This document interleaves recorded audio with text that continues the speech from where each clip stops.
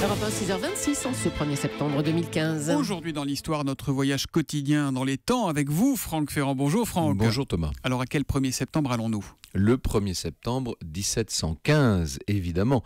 Il y a donc tout juste 300 ans, à Versailles, ce matin-là, le grand chambellan coiffe son chapeau à plumet noir. Il apparaît sur le balcon du premier étage de la cour de marbre et proclame « Le roi Louis XIV est mort ». C'est la fin d'un règne long de 72 ans. Et il est mort de quoi alors Louis XIV, Franck ? De la gangrène, figurez-vous. 3 semaines plus tôt, alors qu'il séjourne à Marly, le grand roi ressent une violente douleur à l'estomac et puis bientôt ce sont des douleurs à la jambe. Son médecin diagnostique une sciatique, mais assez vite, une tache brune apparaît. Puis cette tache s'étend, et là il n'y a plus de doute, c'est la gangrène.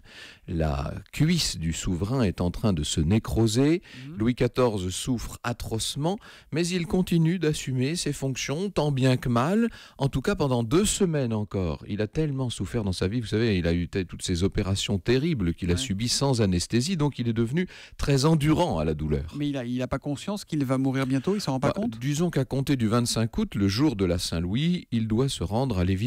Il est alité, il est incapable de bouger.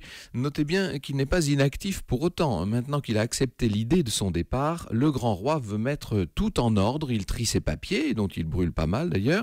Il se confesse, il fait des recommandations au dauphin, son arrière-petit-fils. Bref, il se prépare à mourir et il prépare le royaume et toute l'Europe à sa mort. Pendant ce temps, la maladie empire.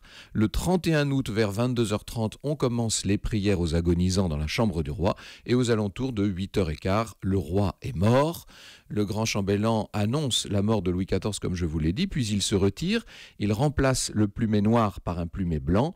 Il s'avance de rechef sur le balcon et lance à 3 reprises « Vive le roi Louis XV ». Mais enfin, ça, c'est une autre histoire. Le roi est mort, vive le roi. L'histoire qu'on retrouve avec vous tout à l'heure à 14h sur Europe 1. Oui, et justement, nous serons à Versailles, dans la chambre du roi, ce qui est un grand honneur et une première, à ma connaissance. C'est la première fois qu'une radio est admise dans le Saint des Saints. Eh ben c'est bien, parce qu'en plus c'est filmé, donc ça sera à voir en vidéo sur europe1.fr. Au cœur de l'histoire, c'est à 14h avec Franck Ferrand. À tout à l'heure, Franck. Bonne journée.